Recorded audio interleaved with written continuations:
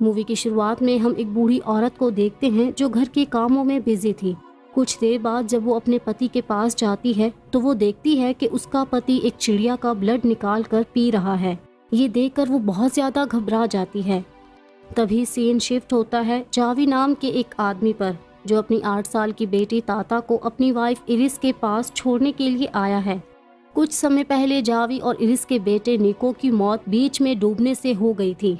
निको की मौत का जिम्मेदार इरिस खुद को मानती है और तब से डिप्रेशन की वजह से वो दोनों एक साथ नहीं रहते, मगर कभी कभी वो दोनों मिल लिया करते हैं। जावी आज काम से लेट हो जाएगा, इसलिए वो ताता को इरिस के पास छोड़ने के लिए आया है।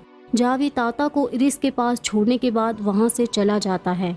अब इरिस ताता को साथ लेकर एथलेटिक क्लब में पहुँच जाती है, जहाँ पर वो सिक्योरिटी गार्ड की जॉब करती है और आज उसकी नाइट शिफ्ट थी।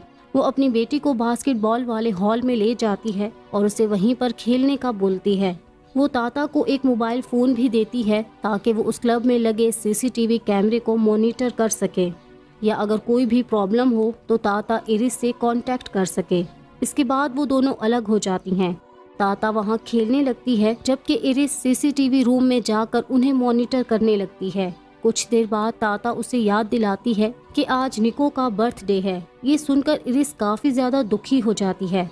तभी इरिस को बाहर से कुछ आवाज सुनाई देती है। जब वो बाहर झांक कर देखती है तो वहाँ पर एक आदमी था जो किसी दूसरे आदमी को बुरे तरीके से मार रहा था।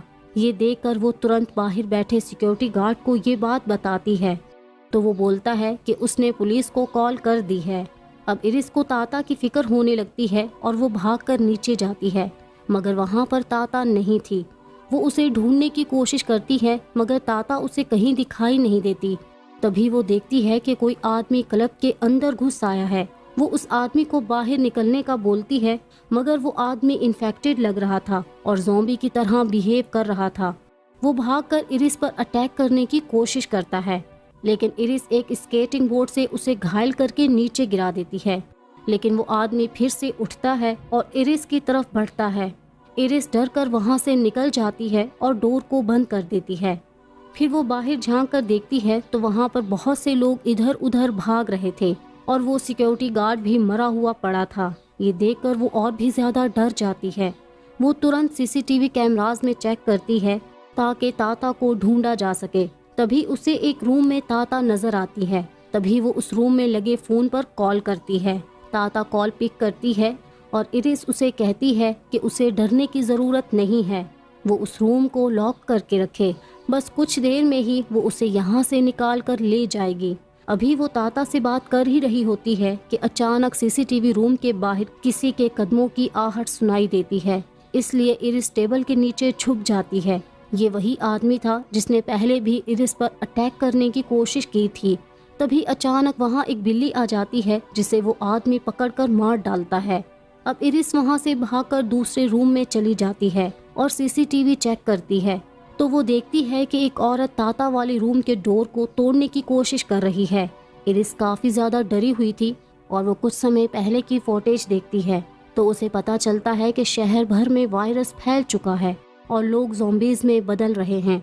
ज़ॉम्बीज़ किसी भी इंसान को काटने के बाद 32 सेकंड्स के लिए बिल्कुल शांत हो जाते हैं और 32 सेकंड्स गुजरने के बाद वो फिर से अटैक करना शुरू कर देते हैं। अब इरिस ने हर हाल में अपनी बेटी को उन ज़ॉम्बीज़ से बचाना था, मगर ज़ॉम्बीज़ क्लब के अंदर घुसते ही जा रहे होते हैं। वो छुप छुप कर और ज़ॉम्बीज़ का ध्यान भटका कर अपनी बेटी के पास जाने की कोशिश करती है, मगर अचानक एक ज़ॉम्बी उस पर अटैक कर देता है। वो ज़ॉम्बी उसे काटने ही वाला होता है कि एक आदमी आकर उसे वहाँ से बचा लेता है। फिर वो आदमी इरिस को लेकर भागने लगता है और ज़ॉम्बी भी उनका पीछा करता है। भागते भागते वो लोग पूल के पास पहुँच जाते हैं और पानी के अंदर कूद जाते हैं। वो ज़ॉम्बी भी उनके पीछे पानी में आता है, मगर कुछ देर में ही डूबकर मर जाता है। फिर वो आदमी इरिस को बाहर निकाल कर बताता है कि उसका नाम लुइस है। वो अपनी वाइफ जिसका नाम मिमी है उसे हॉस्पिटल लेकर जा रहा था और कुछ देर बाद ही उसकी डिलीवरी होने वाली थी, मगर रास्ते में ज़ॉम्बीज़ ने एम्बुलेंस पर अटैक कर दिया, जिसकी वजह से मैं अपनी वाइफ को लेकर यहाँ आ गया। अब तुम्हें मेरी वाइफ की मदद करनी होगी बेबी की बर्थ कराने में। वो इरिस को ये भी बताता है कि ज़ॉम्बीज़ पानी के अंदर नहीं तैर सकते और कुछ देर में ही डूबकर मर जाते हैं। खैर इसके बाद वो इरिस को लेकर अपनी वाइफ के पास जाता है, मगर इरिस देखती है कि मिमी इन्फेक्टेड है और वो काफ़ी खतरनाक ज़ॉम्बी में बदल चुकी है। वो मदद करने से इनकार कर देती है, जिससे लुइस को बहुत ज़्यादा गुस्सा आता है। बातों बातों में लुइस उसे कहता है कि अगर तुम्हारी बेटी ताता ज़ॉम्बी में बदल जाती तो तुम क्या करती। ये सुनकर इरिस उसे कहती है कि तुम्हें मेरी बेटी का नाम कैसे पता। तो वो कहता है कि तुम्हारी बेटी मेरे पास है और मैंने उसे छुपाया हुआ है। अगर तुम मेरी मदद करोगी तो मैं तुम्हारी मदद करूँगा। अब इरिस मजबूर होकर उसकी बात मान लेती है और मदद करने के लिए तैयार हो जाती है। वो मिमी को लेकर किसी सेफ रूम में जाने लगती है, मगर अचानक इरिस की नज़र जावी पर पड़ती है, जो हॉल में पड़ा तड़प रहा था। वो भागकर उसके पास जाती है और वो देखती है कि जावी बहुत ज़्यादा घायल है। असल में वो ताता को लेने के लिए क्लब में आया था, मगर ज़ॉम्बीज़ ने उसे घायल कर दिया। कुछ देर बाद जावी वहीं पर मर जाता है और इरिस बहुत ज़्यादा रोती है। तभी बहुत सारे ज़ॉम्बीज़ क्लब के अंदर घुस जाते हैं और उन पर अटैक करने की कोशिश करते हैं। लुइस क्लब के अंदर बहुत सारा स्मोक फैला देता है, जिससे ज़ॉम्बीज़ उन्हें देख नहीं पाते। फिर एक ज़ॉम्बी मिमी के पेट को चाकू से काटने की कोशिश करती है, लेकिन इरिस उस ज़ॉम्बी का ध्यान भटकाकर मिमी को एक रूम में ले जाती है, जहां पर लुइस और वो बेबी को जन्म करवाते हैं। मगर अचानक मिमी लुइस पर अटैक कर देती है और उससे अपना बच्चा छीन लेती है। फिर वो अपने बेबी को काटने की कोशिश करती है, मगर लुइस को मजबूरी में मिमी को शूट करना पड़ता है, जिससे वो मारी जाती है।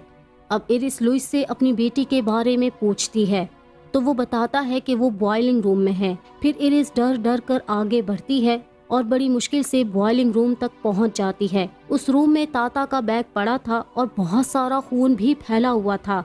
तभी उसकी नज़र आग पर पड़ती है, जहां पर एक लड़की की लाश पड़ी होती है और वो बुरे तरीके से जली हुई थी। उसे लगता है कि वो ताता की डेड बॉडी है, इसलिए वो बहुत ज़्यादा रोती है। फिर वो उठती है और वहाँ पर पड़ी एक गन उठा लेती है। वो खुद को शूट करके आत्महत्या करने ही वाली होती है कि उसे एक चूहा दिखाई देता है। वो रुक जाती है और उस चूहे के पीछे जाती है, तो आगे एक रूम में उसे ताता मिलती है, जो अभी जिंदा थी। उसे जिंदा देखकर इरिस बहुत ज़्यादा खुश थी। फिर वो ताता को लेकर वहाँ से जाने लगती है, मगर हॉल में बहुत सारे ज़ॉम्बीज़ होते हैं, जो 32 सेकंड्स के लिए शांत थे। इरिस फ़ोन की स्टॉप वॉच ऑन करके ज़ॉम्बीज़ के बीचों बीच निकलने की कोशिश करती है, मगर तभी टाइम ख़त्म हो जाता है और वो ज़ॉम्बीज़ उन दोनों पर अटैक करने की कोशिश करते हैं। वो दोनों डरकर भागने लगती हैं। अब बहुत सारे ज़ॉम्बीज़ उनका पीछा करते हैं, मगर वो दोनों भी हिम्मत नहीं हारती और भागते भागते क्लब से बाहर निकल जाती हैं। ज़ॉम्बीज़ भी उनका पीछा करते हैं। वो वहाँ पर खड़ी एक कार में घुसती हैं और रेस पर लकड़ी का एक टुकड़ा रखकर स्टार्ट कर देती हैं, जबकि खुद एक गटर लाइन में घुसकर क्लब के अंदर पहुँच जाती हैं। कार चलती जा रही थी और ज़ॉम्बीज़ को लगता है कि वो दोनों शायद उस कार में हैं। ज़ॉम्बीज़ कार को रोककर चेक करते हैं, तो वहाँ पर कोई भी नहीं था, यानी कि इरिस का प्लान कामयाब हो गया और वो उन्हें धोखा देने में सक्सेसफुल हो गई। आगे जाकर उन्हें लुइस मिलता है, जो काफ़ी बुरी हालत में था और उसके पास उसका बेबी भी था। वो इरिस से कहता है कि बाहर समंदर के पास मेरी एक बोट खड़ी है, जिसके ज़रिए तुम यहाँ से निकल सकती हो। किसी तरह यहाँ से बोट तक पहुँच जाओ और फिर वहाँ से निकल जाओ। अभी वो उसे ये बता ही रहा होता है कि अचानक वहाँ पर वही ज़ॉम्बी आ जाता है, जो मूवी की शुरुआत से ही इरिस का पीछा कर रहा था।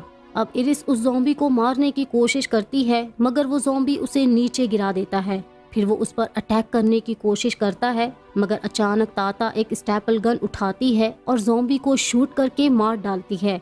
वो दोनों उठती हैं और लुइस के पास जाती हैं, जो अब मर चुका था। इसके बाद वो उसके बेबी को उठाती हैं और एग्जिट डोर की तरफ बढ़ती हैं।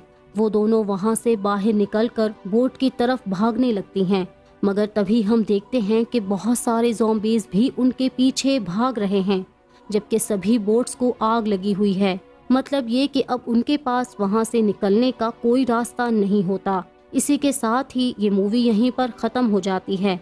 वैसे तो इस मूवी की कहानी काफ़ी बढ़िया है, मगर ये नहीं बताया गया कि वायरस कहाँ से फैला और किसने फैलाया।